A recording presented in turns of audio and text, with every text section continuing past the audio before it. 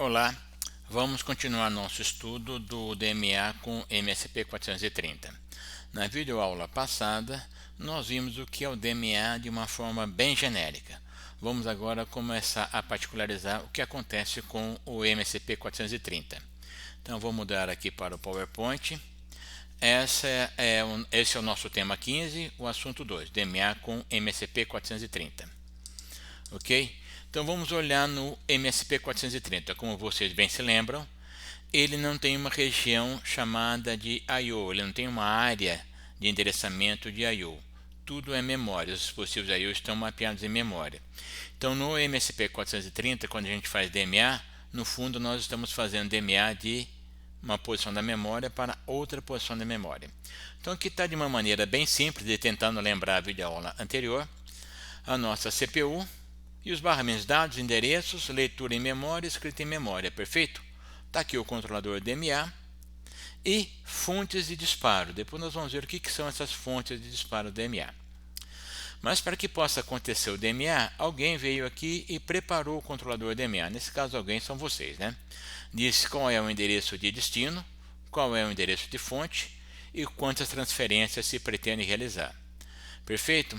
Então, quando a fonte de disparo do DMA pede uma operação DMA através do DREC, entra aqui no controlador DMA, ele vai pedir o hold para a CPU. A CPU vai entrar em hold e liberar o barramento. Nesse momento, o controlador de DMA entra em ação. Como é de DMA para memória, notem que vai acontecer alguma coisa um pouquinho diferente. Ele vai emitir o endereço de origem. Cadê o endereço aqui? Desculpa, vai emitir o endereço de origem e vai pedir para ler a memória. Vai receber um dado, ele vai guardar e em seguida vai emitir o endereço de destino, novamente o mesmo endereço, e agora vai emitir um strobe de escrita.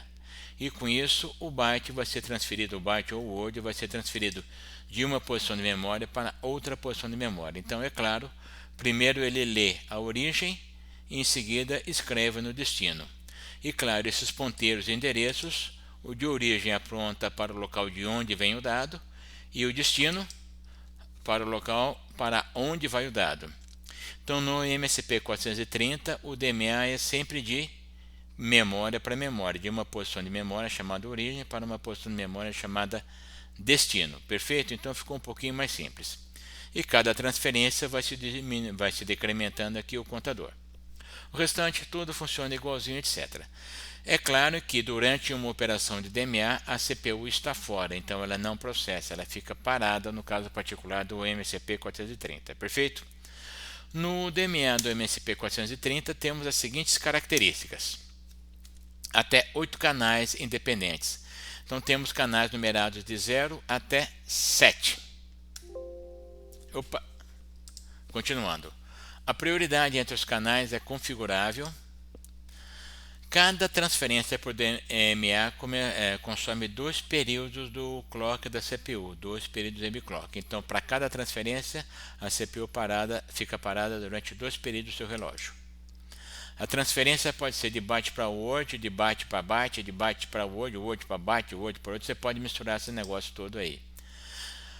Um total de até 65.535 transferências, ou seja, 16 bits, né, o contador.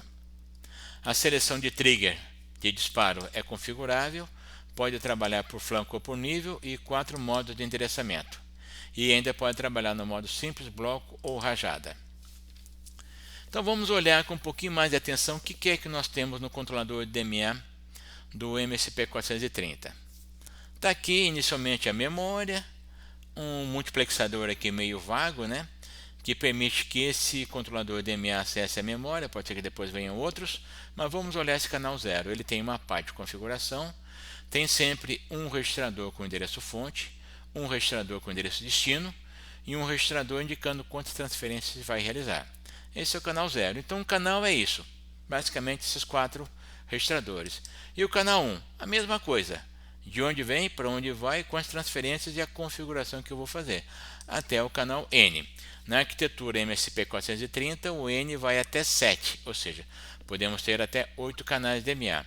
Então, se decide aqui quem é que vai conseguir fazer a transferência na memória. Reparem que tem vários candidatos, né? E lê e escreve. Como temos vários canais, é preciso decidir a prioridade entre eles.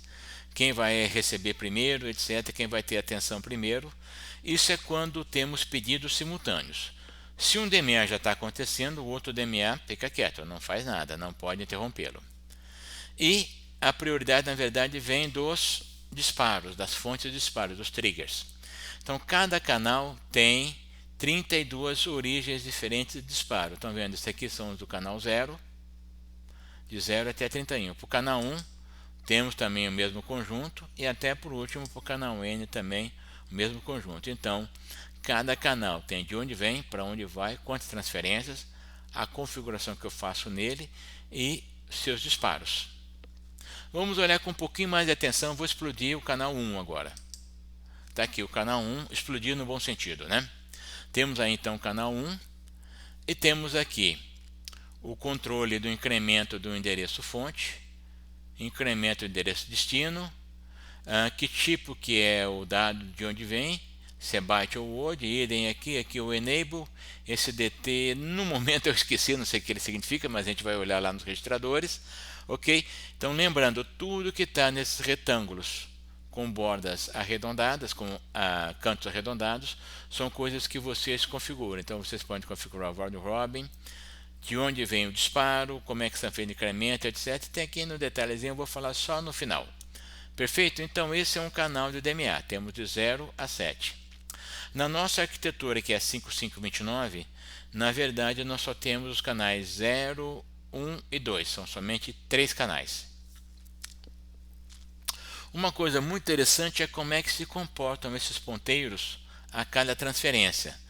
Eles é feito através desses parâmetros aqui, source e destino incremento, né, do fonte e destino. Isso vai nos dar bastante flexibilidade, é assunto da próxima transparência. Então eu posso, por exemplo, olhando aqui do lado esquerdo, o ponteiro fonte e o ponteiro destino, eu posso deixar os dois fixos. Então nunca incrementa o ponteiro fonte, nunca incrementa o ponteiro fixo. É o que se chama DMA de memória, fixo para fixo. Então sempre vem de um endereço e sempre vai para um endereço. Esse outro caso aqui à direita, reparem, o fonte fica sempre fixo e o destino a cada transferência vai sendo alterado. Então é chamado de fixo para bloco. Leio sempre de um local e escrevo em vários locais diferentes. Temos o contrário também. Reparem aqui, o ponteiro fonte está sendo alterado e o destino é sempre um só. E por último, temos o de bloco para bloco. A cada transferência se altera tanto o fonte quanto o destino. Vocês vão se perguntar quanto é que eu vou usar cada um desses casos aí, né? Vamos dar um exemplo muito simples. Vamos imaginar que vocês estejam recebendo da porta WAT. Vocês vão receber 1000 bytes pela porta WAT. Os bytes pela porta WAT sempre chegam lá no TXBuf. Então vocês podem falar, olha, sempre leia do TXBuf e vai escrevendo diversas posições da memória no vetor que vocês ensinaram para ele. É uma situação. Um outro exemplo. Vocês querem transmitir um vetor pela porta serial, pelo WAT. Então vão transmitir o primeiro byte, segundo byte, terceiro byte, etc. E vocês sempre vão escrever no TXBuf. Eu falei errado aqui, né? Aqui é a recepção, né? Aqui é o RxBuf e ele vai escrevendo na memória. Na transmissão, esse aqui é o vetor de onde vem e vocês sempre escrevem no destino, que é o TXBuf. TXBuf é um só. Por exemplo, desse aqui vocês podem usar para ler a memória de uma sequência de canais que foi convertida pelo conversor AD. Encheu as 16 posições de memória, transfere para um vetor de 16 posições e vocês usam. Então os exemplos vão indicar muito bem essas flexibilidades.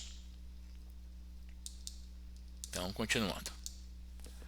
Vocês então escolhem o comportamento dos ponteiros através de 2 bits. Tem 2 bits para indicar como é que o fonte vai se comportar e mais 2 bits para indicar como é que o destino vai se comportar. Basicamente as opções 0 e 1 deixam eles inalterados, a opção 2 decrementa e a 3 incrementa. Vocês podem misturar isso aqui, correto? Deixar o fonte decrementando e o destino incrementando. Então, ou deixar um inalterado, ou decrementa.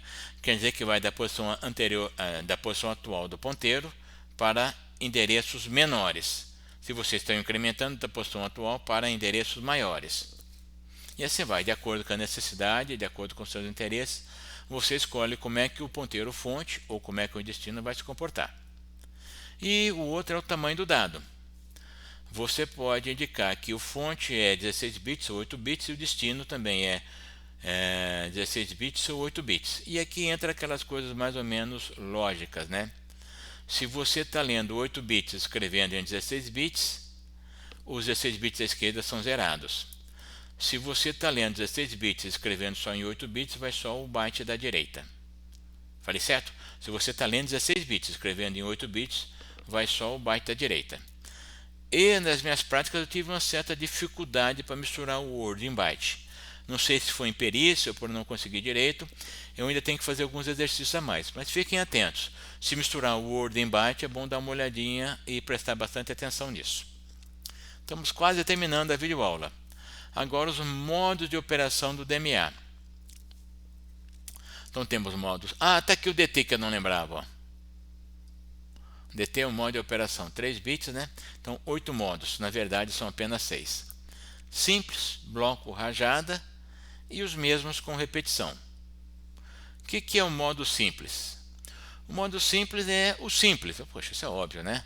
Simples é aquele onde para cada transferência precisa um disparo. Disparou, transfere uma vez e para. Disparou, transfere uma vez e para. E assim vai. E o bloco? O bloco é um bloco. Disparou uma vez, ele transfere todo o bloco que você programou. Qual é o bloco? Ele é dado pela quantidade de transferências, pelo size. Me permitam voltar um pouquinho aqui. Estão lembrados disso daqui? Tamanho? Esse aqui é o tamanho do bloco que vocês vão transferir. Então, avançando rápido, perdoem isso, estamos aqui. Então, bloco, você deu o primeiro disparo, ele transfere, vai fazer o número de transferências que você programou no size. E rajada? Rajada é como se fosse o bloco com umas pequenas pausas. Para quem gosta de música, aí é o tal samba de break, né? Ele transfere um pouquinho, para, transfere um pouquinho, para, transfere um pouquinho, para. Por que isso daí? Porque no bloco, quando você inicia a transferência, a CPU libera o barramento e não faz nada até terminar o total das transferências. Imagine que você programou 30 mil transferências. Se cada transferência consome 2 mclocks, então a CPU vai ficar parada durante 60 batidas do relógio, 60 mil batidas do seu relógio, que dá em torno de 60 mil instruções, assembly, alguma coisa assim. Pode ser um período longo. O rajado ele faz o que? Ele transfere um pouco, libera para a CPU. A CPU opera um pouquinho, para, rajada continua, para, CPU assume um pouquinho o barramento. Depois eu vou mostrar exatamente quais são esses valores, perfeito? Então permite que se intervale a CPU com as transferências. Então simples, um disparo para cada transferência. Quando o size chega a zero, o DMA enable é igual a zero. O bloco, um disparo faz toda a transferência.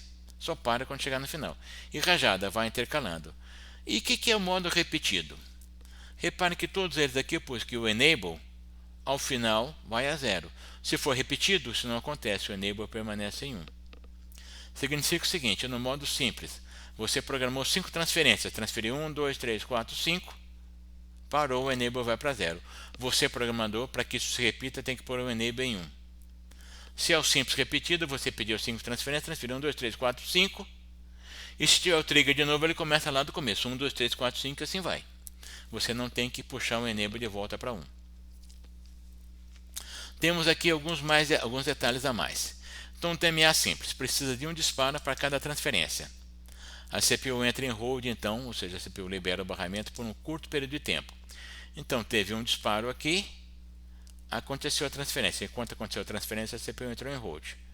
Tem que ter um novo disparo para acontecer uma nova transferência. A transferência aqui é DMA, perfeito? Então, repare, para cada disparo, a CPU entra em hold um pouquinho, faz a transferência e volta a operar. Então, você praticamente nem sente a CPU travar, a CPU entrar em hold. E o modo rajada, vou falar do rajada primeiro. O primeiro disparo inicia a transferência, só para quando o contador chegar a zero. Só que a CPU é intercalada com as transferências, ou seja, disparou, transferiu, algum pouco, parou, liberou o barramento para a CPU, transferiu mais um pouquinho, parou, liberou o barramento para a CPU, transferiu mais um pouquinho, parou, liberou o barramento para a CPU até a última. Se houver mais triggers aqui no meio, eles são ignorados, perfeito? Então é como se fosse uma transferência contínua com umas pausazinhas no meio, uns breaks, fazendo piadinha com samba de break, samba de break. E o modo bloco? O modo bloco, primeiro disparo inicia a transferência e só para quando o contador chega a zero. Então olhem só, teve o primeiro disparo, começou a transferência, a CPU foi colocada em hold, e ela vai ficar fora, vai ficar parada até terminar tudo que você programou. Isso pode ser custoso em termos de programa, né? Vamos parar a CPU por 30 milissegundos, 60 milissegundos, eu não sei. Pode ser um período longo, por meio segundo, né? Não sei, dependendo do que vocês estão fazendo. Então, não, meio segundo é muita coisa. 50 milissegundos, etc., 60 milissegundos, 120 milissegundos.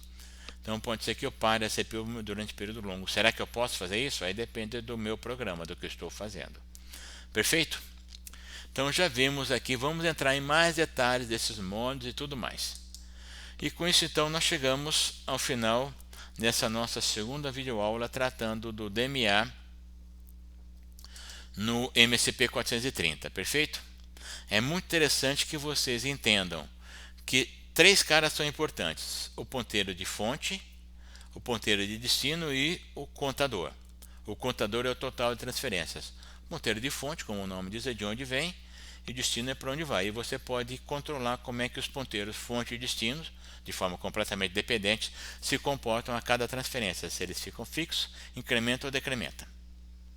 E os modos são óbvios: simples, bloco ou rajada. O simples, um disparo para cada transferência. Então a CPU praticamente nem sente. O modo bloco, disparou, transfere tudo. Aí é meio drástico. E rachada vai intercalando CPU e DMA. Perfeito? Então com isso nós fechamos essa nossa videoaula. Agradeço a atenção de vocês.